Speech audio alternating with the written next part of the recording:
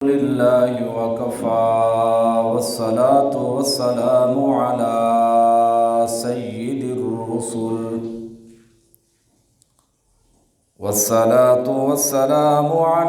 سيد الرسل وخاتم الأنبياء. أما بعد فأعوذ بالله من الشيطان الرجيم. بسم الله الرحمن الرحيم. إذا زلزلت الأرض زلزالها وأخرجت الأرض أثقالها وقال الإنسان ما لها. صدق الله العظيم.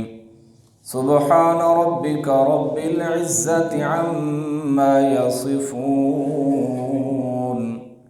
وسلام على المرسلين والحمد لله رب العالمين. درود شریف اللہ.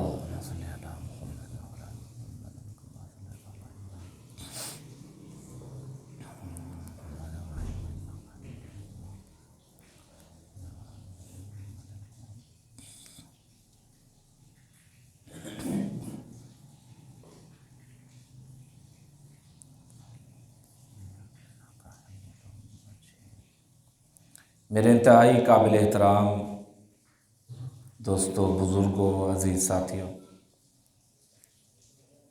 اللہ رب العزت کی بارگاہ کے اندر التجا ہے کہ رب تعالی ہمارا یہاں بیٹھنا، سننا، سنانا محض اپنی رضا کے لیے قبول و منظور فرمائے.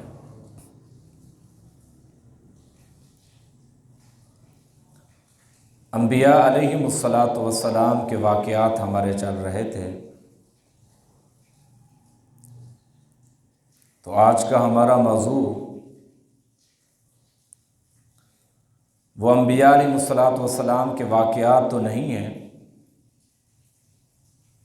پھر انشاءاللہ کچھ دنوں میں وہ بھی شروع ہو جائیں گے. آج کا جو ہمارا موضوع ہے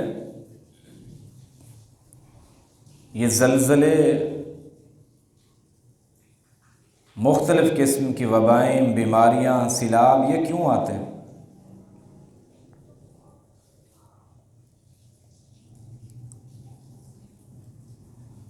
ویسے تو اس دنیا کے اندر ہر انسان پریشانی کے اندر مبتلا ہے، چاہے جس کے پاس دولت ہے، پیسہ ہے، مال ہے، جائیداد ہے، یا جس کے پاس کچھ بھی نہیں ہے. ہم سبھی لوگ پریشانیوں کے اندر مشکلات کا شکار ہیں.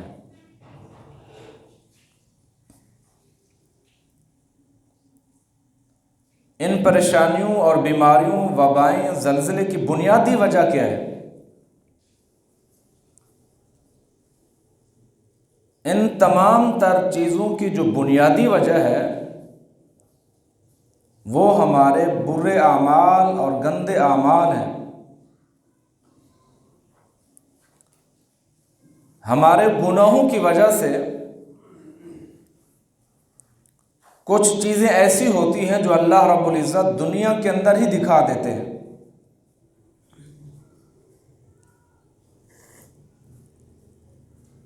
اور کچھ ایسے گناہ بھی ہوتے ہیں جو مالک کائنات اکثر انسانوں کے اوپر درگزر اور معاف والا معاملہ کر دیتے ہیں، معاف کر دیتے ہیں. اگر وہ مالک پکڑنے پہ آ جائے، گرفت کرنے پہ آ جائے، کوئی اعمال معاف نہ کر دے،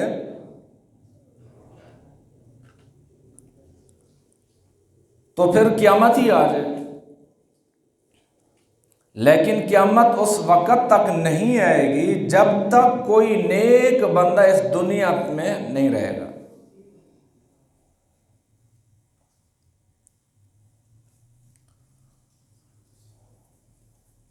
اللہ رب العزت کی ذات ایک ایسی کریم ذات ہے، غفور ذات ہے، رحم کرنے والی، بخشنے والی ذات ہے،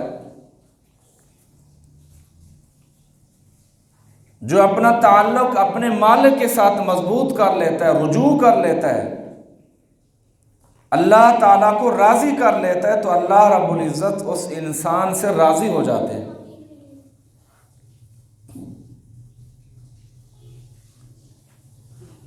ہم جن مصیبتوں، وبائیں اور عذاب کا شکار ہیں، اس کی جو بنیادی وجہ ہے وہ انسانوں کے گناہ ہیں، وہ انسانوں کے گندے اعمال ہیں۔ ان برے اعمال کی وجہ سے اللہ رب العزت پھر گرفت میں لیتے ہیں، تاکہ وہ بھولا ہوا انسان، بھٹکا ہوا انسان، اس کو یہ بات یاد آ جائے کہ تیرے اوپر کچھ اور بھی بڑی ہستی موجود ہے جو پکڑنے پہ ہے تو پکڑ سکتی ہے۔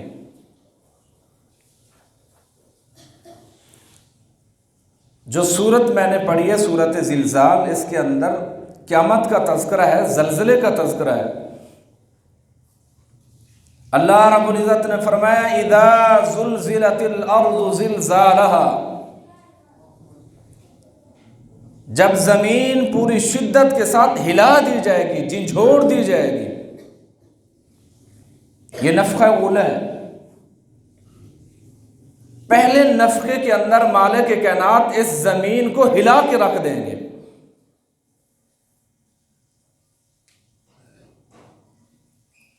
اتنی بڑی زمین، آسمان، اور اس زمین کے اوپر اتنے مضبوط پہاڑوں کو اللہ رب العزت نے گاڑ دیا ہے، کوئی یہ معمولی بات نہیں ہے۔ پھر اس کو ہلانا، یہ صرف مالک کائنات کی طاقت ہی کر سکتی ہے۔ اب حالیہ دنوں میں آپ دیکھیں جو ترکی اور شام میں یہ زلزلہ آیا، ویڈیو آپ سب لوگوں نے دیکھی ہوگی کہ زمین وہ کس طرح ہلائی جا رہی ہے۔ ایسے محسوس ہوتا ہے کہ جیسے کسی بندے نے زمین کو پکڑ کر ایسے ایسے کیا ہو، ہلایا ہو اسے، زمین ایسے ہل رہی تھی۔ تو ان واقعات سے یہی محسوس ہوتا ہے، معلوم ہوتا ہے کہ مالک کائنات کی طاقت اتنی مضبوط طاقت ہے، جسے مالک کائنات پکڑنا چاہیں تو پکڑ سکتے ہیں، گرفت میں لانا چاہیں تو اسے گرفت میں لا سکتے ہیں۔ اس زمین کے اوپر اللہ رب العزت نے اتنی مضبوط پہاڑوں کو گاڑ دیا، پھر ہلانا چاہا تو وہ فوراً ہل گئی۔ اب دیکھیں کتنی بربادی ہو گئی ہے، کتنے گھر تباہ و برباد ہو گئے، کتنے بچے یتیم ہو گئے، کتنے گھر بیوہ ہو گئے، کتنے لوگ اس ملبے کے تلے دبے ہوئے۔ دنیا کی کوئی طاقت آئی ہے جو اس ملبے کو ساری فوراً طور پہ اسے ہٹا سکے، اس زلزلے کو دور کر سکے؟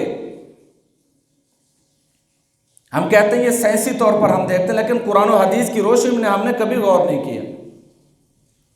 سائنسی اعتبار سے بھی دیکھیے، لیکن قرآن نے جو اس کا تذکرہ فرمایا اذا زلزلت الارض زلزالها،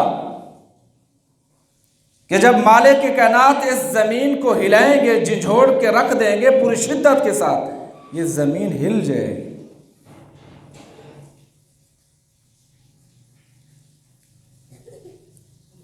اذا زلزلت الارض زلزالها وَأَخْرَجَتِ الْأَرْضُ أَثْقَالَهَا، اور یہ زمین اپنا سارا بوجھ نکال کے بہر پھینک دے گی۔ زمین کے اندر جتنے لوگ مدفون ہیں، یا جو کچھ اس زمین کے اندر خزانہ پڑا ہوا ہے، جو بھی چیزیں پڑی ہوئی ہیں، تو ایک زلزلے سے، ایک جھٹکے سے سب کچھ باہر آ جائے گا۔ پیارے پیغمبر امام الانبیاء حضرت محمد مصطفیٰ صلی اللہ تعالی وسلم کے مبارک زمانے میں زلزلے کے جھٹکے آئے۔ جب زلزلے کے جھٹکے آئے تو اللہ کے نبی صلی اللہ تعالی وسلم نے زمین کی پشت پر اپنا ہاتھ مبارک رکھا، فرمایا ساکن ہو جا زمین، ساکن ہو جا۔ پھر لوگوں کی طرف متوجہ ہوئے، فرمایا لوگوں بدعمالیاں چھوڑ دو، فرمایا لوگوں گناہوں کو چھوڑ دو، اپنے رب کو راضی کر لو، یہ زمین پر کے اوپر جو جھٹکے آ رہے ہیں، زلزلے آ رہے ہیں، یہ ہمارے گناہوں کی وجہ سے۔ حضرت عمر رضی اللہ تعالیٰ عنہ کے زمانے میں زلزلے کے جھٹکے آئے تو حضرت عمر رضی اللہ تعالیٰ عنہ لوگوں کی طرف متوجہ ہوئے، فرمایا کہ یہ ہم سب کے اوپر جو زلزلے کے یہ جھٹکے آئے ہیں، یہ ہمارے کسی بڑے گناہ کی وجہ سے آئے ہیں۔ اب مسلمان ہم تو گناہوں کے اندر مبتلا ہو گئے ہیں، اللہ اور اللہ کے رسول صلی اللہ تعالی وسلم کی نافرمانی عام ہو رہی ہے، اللہ اور اللہ کے رسول صلی اللہ تعالی علیہ وسلم کی اتباع کا کوئی نام نہیں رہ گیا۔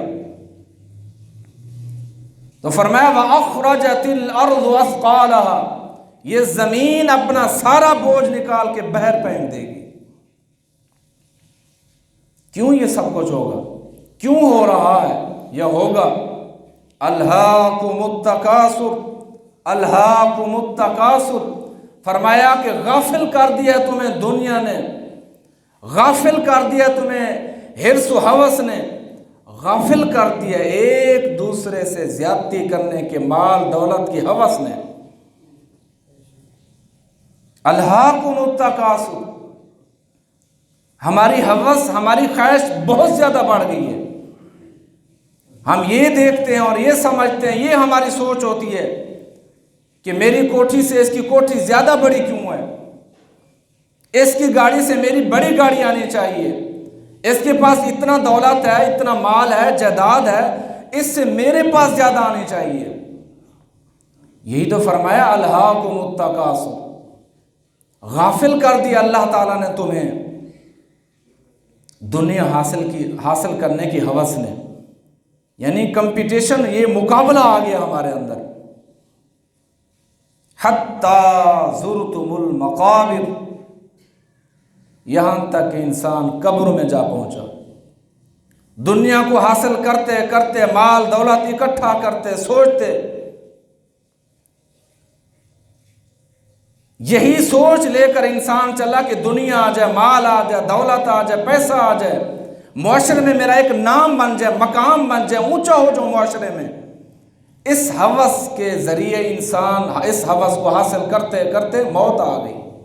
حتی زرتم المقابر، قبر میں جا پہنچا، قبر میں جا کے پہنچا، کیا ہوگا؟ کلا سوف تعلمون، فرمایا ان قریب تم جان لو گے، ثم کلا سوف تعلمون، ان قریب تم جان لو گے کیا ہوگا وہاں قبر پہ۔ وہاں قبر میں اکیلا ہے، یہ مال دولت زر سب کچھ، یہ مقام معاشرے کے اندر رہ گیا، دنیا کے اندر محدود رہ گیا۔ اب قبر میں جائے گا تو پتہ چلے گا کہ قبر کے اندر ہونا کیا ہے۔ دنیا کے اندر تو صرف مال جمع کرتا رہا، اکٹھا کرتا رہا، الذی جمع مالا وعددا، کہ وہ مال دولت زر اکٹھا کرتا رہا، اسے شمار کرتا رہا کہ میرے پاس کتنا بینک بیلنس جمع ہو گیا ہے۔ یحسب ان مالہ اخلدا، اور یہ سوچتا رہا، گمان کرتا رہا کہ یہ میرا مال دولت یہ ہمیشہ ہمیشہ رہے گی، میرے پاس رہے گی۔ فرمایا نہیں، کلا لینبذن فی الحطمہ، ہرگز نہیں، سب کچھ جو تو نے جمع کیا یہ پھینکا جائے گا۔ وما ادراک ما الحطمہ، فرمایا آپ کو معلوم ہے کہ حطمہ ہے کیا چیز، کسے کہتے ہیں حطمہ؟ آگے اللہ رب العزت نے جواب دیا، نار اللہ الموقدہ، وہ بھڑکتی ہوئی اللہ کی آگ ہے۔ اللہ اکبر، اللہ تعالی ہم سب کو محفوظ رکھے اس آگ سے۔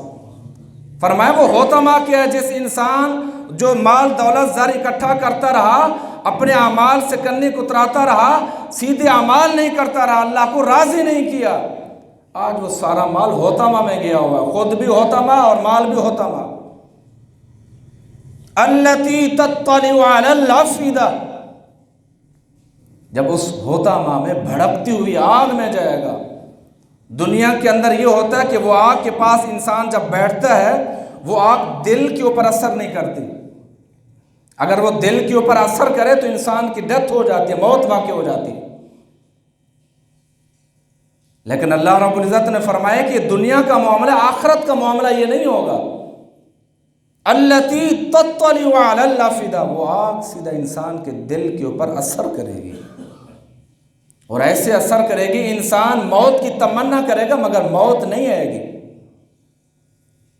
التی تطلع علی الافئدہ انہا علیہم مؤصدہ، پھر اللہ رب العزت اس جہنم کے دروازے کو بند کر دیں گے کہ وہ انسان کی باہر نہ نکلے، باہر نکلنے کی کوشش نہ کرے۔ التی تطلع علی الافئدہ انہا علیہم مؤصدہ، اللہ اس بٹھی کو، اس آگ کے دروازے کو بند کر دیں گے۔ فی عمد ممددہ، بڑے بڑے لمبے ستونوں کے ساتھ، زنجیروں کے ساتھ، بیڑیوں کے ساتھ اس انسان کو جکڑا جائے گا۔ ثم فی سلسلۃ ذرعها 70 ذراعا فاسلکوا،